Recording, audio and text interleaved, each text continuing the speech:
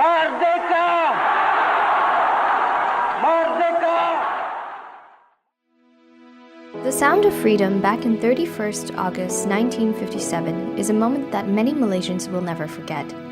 It was when Malaysia could finally stand on its own. History was made, captured, and remembered for the sake of a brighter future. Malaysia was freed after being occupied by the Portuguese from 1511 till 1641, the Dutch from 1641 till 1824, the British from 1824 till 1957, and the Japanese from 1941 till 1945. Out of the four colonizers, the British and the Japanese left the greatest impact on the country and its society. These influences can still be seen today in the aspects of Malaysian lifestyle and culture, like in our architecture, economy, and education system.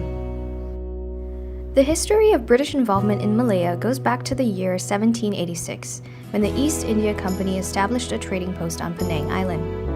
Sir Stamford Raffles founded a British settlement on the island of Singapore in 1819. By 1830, the British Strait settlements were also included in Malacca.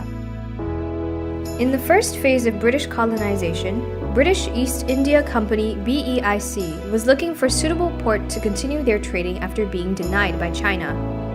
This is the reason for Penang being occupied by Francis Light on 11th August 1786 from Sultan Abdullah of Kedah.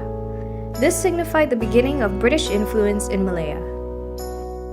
During the second phase, British direct intervention in Malay states started with the Pangkor Treaty in 1874 for natural resources to reduce competition with other colonial powers, especially Germany and France, which led to problems in the Malay states, including civil war, fighting among secret societies, and pirates.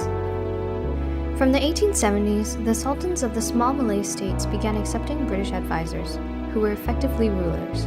In 1896, a federation of Negeri Sembilan, Perak, Selangor, and Pahang was established with its capital at Kuala Lumpur. Heavy immigration from China and India were encouraged to supply labor for British rubber plantations and tin mines. Invading from the north, the Japanese rapidly overran Malaya and took Singapore in 1942.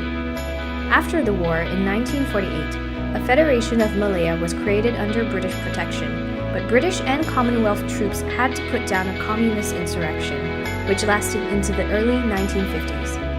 It was later agreed that Malayan independence was the answer to the communist claim. An election in 1955 was won by the United Malay National Organization, UMNO, by running Malay candidates in Malay-dominated areas, Chinese candidates in Chinese areas, and Indian candidates in Indian ones. UMNO's leader, Tunku Abdul Rahman, became Prime Minister when the Independent Federation of Malaya came into being in 1957. Regaining Malaysia was never easy. It needed a lot of faith, support, and love.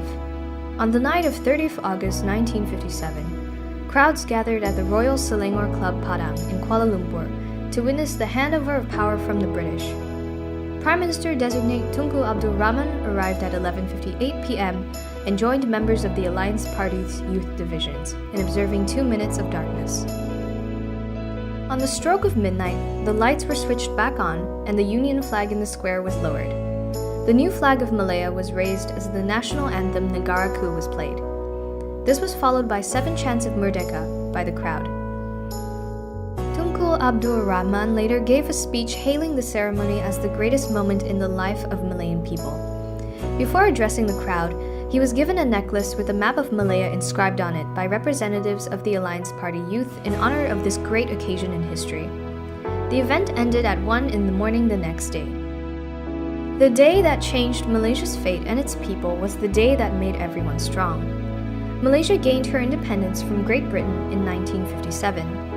Over 20,000 people gathered in Merdeka Square to mark the occasion, including the Duke of Gloucester, the King and Queen of Thailand, and the Prime Minister of India. The first Prime Minister of Malaysia, Tunku Abdul Rahman, chanted some of the most iconic words in Malaysian history, Merdeka. Until now, 31st August has been celebrated with much love from people of different ethnicities, races, faiths, and traditions across Malaysia. Malaysians call the day Hari Merdeka. Another specialty of Hari Merdeka is the theme-based celebrations. Every year, the Independence Day is celebrated based on a theme that represents the country's unity and diversity.